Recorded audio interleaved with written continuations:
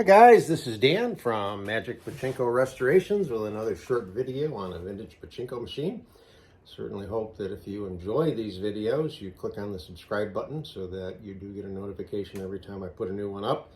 I do a video after every restoration that I do. It serves two purposes. Obviously, there's a big bunch of you out there that enjoy watching them. We're up over 1,400 subscribers, I think, now, which is great. And it also serves a purpose to let the owner of the machine see the machine in action, and I also show them how to set it up. So that's what these videos are made for. If you go to magicpachinkorestorations.com, in a week or so, you're going to see the entire website look different.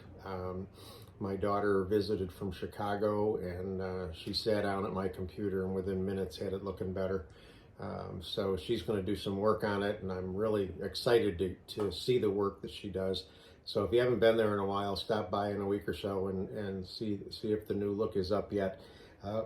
YouTube channel, I have 250 some videos, and those are mostly of machines that I've restored, but there's also a lot of instructional videos there. A lot of good information. That's youtube.com/@magicpachinko. That's how you get to my YouTube channel.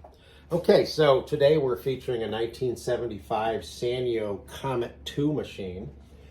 This was done just as a functional restoration.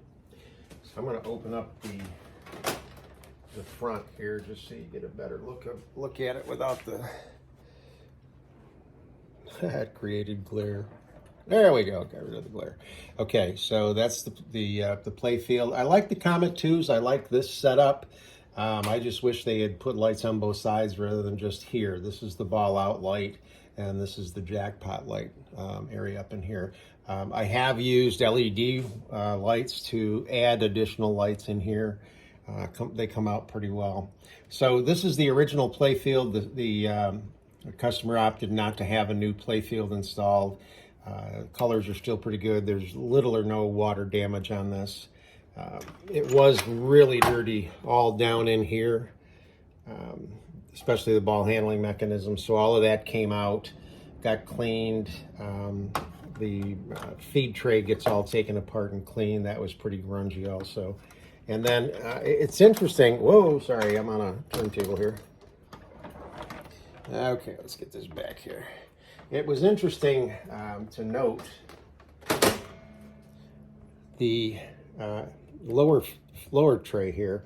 This is identical to a Nisogen feed tray or lower tray. But what they did is they put an aluminum solid aluminum ashtray in there where Nisogen will put a plastic front on it. So I thought that was kind of interesting. Obviously, they must have got these all from the same supplier. So let's get this thing turned around. The main work, obviously, on this machine was done on the back side. It was very, very dirty internally. I sent the customers some pictures of how black it was on the inside. So everything here got taken off, including all the launch mechanism.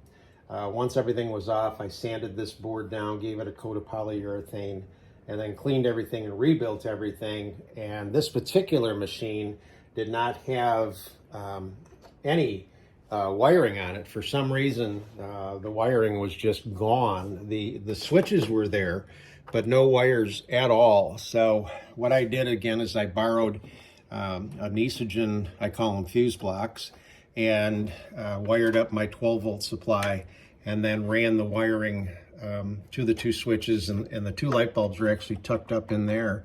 So it was fairly easy to do. It's just power coming off of the fuse block goes over to, goes right into the light bulb, in one side, out the other, comes over to the switch, in one side, out the other, and back to return. Same thing down with the jackpot switch. It's just power to the light, light to the switch, switch back to return. That's really all that there is to it. It's not hard to do.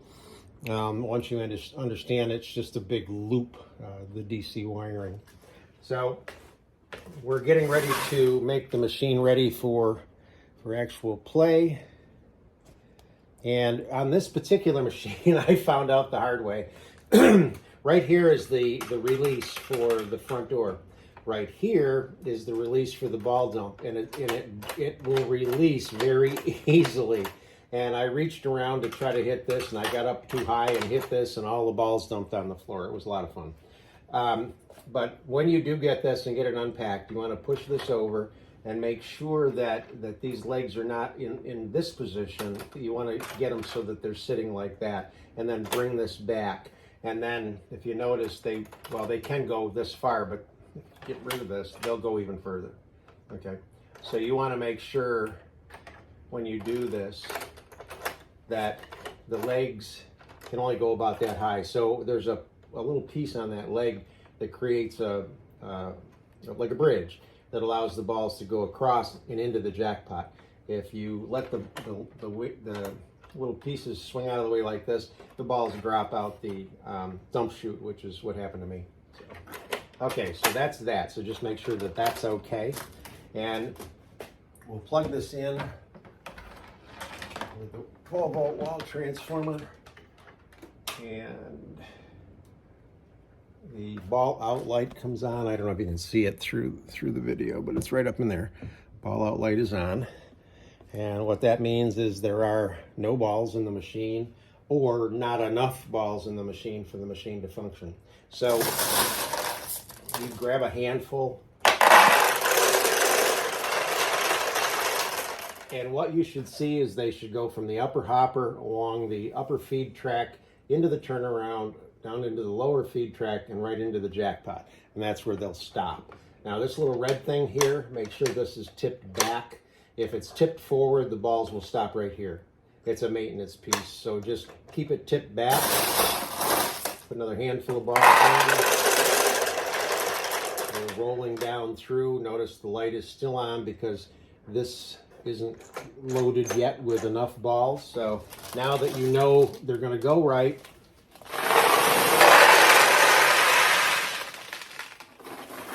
you put the vast majority of pachinko balls that you own in the upper hopper.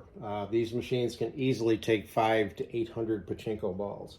So now that the weight is here, it pushes down on that switch, which turns this light off before it was open, and it's loaded, it's ready to go, it's primed, if you will. This is the seesaw chamber, and right here is a little plunger. You want to push up on that plunger to make sure that your seesaw is tipped this way rather than this way, up rather than down, okay? So now the machine's ready to go. You will need something similar to this to catch the winning ball and all the losing balls.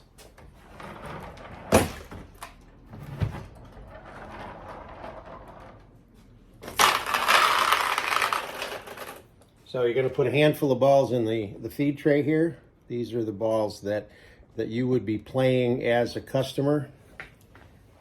And now the machine is ready to accept your balls, and you just start to launch them.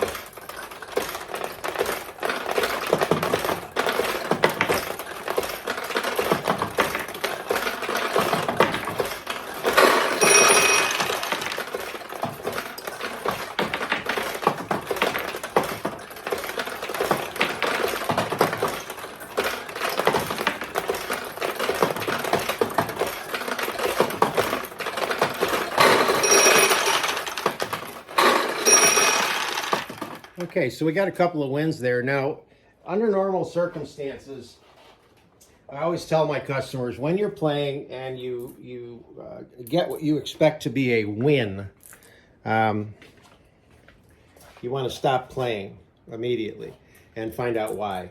And I say that because 95% of the non-wins are because something's wrong on the backside. The machine just hasn't gone through a full cycle. So you want to check that.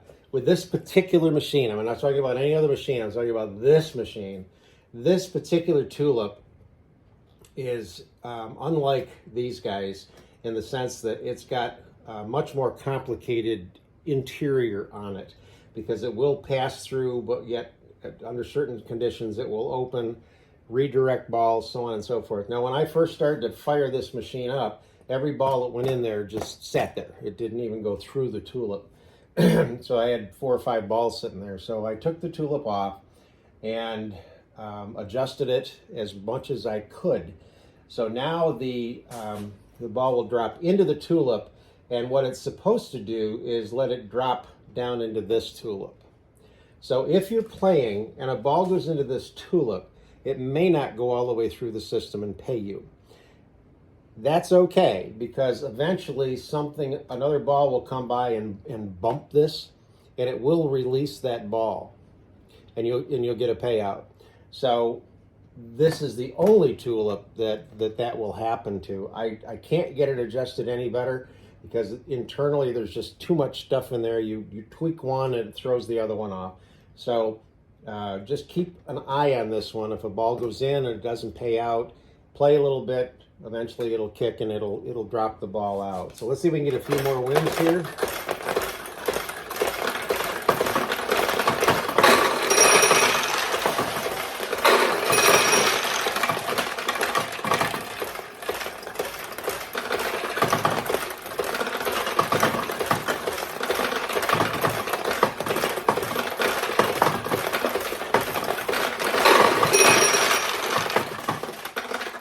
So that's the 1975 Sanyo Comet II. Hope you like it.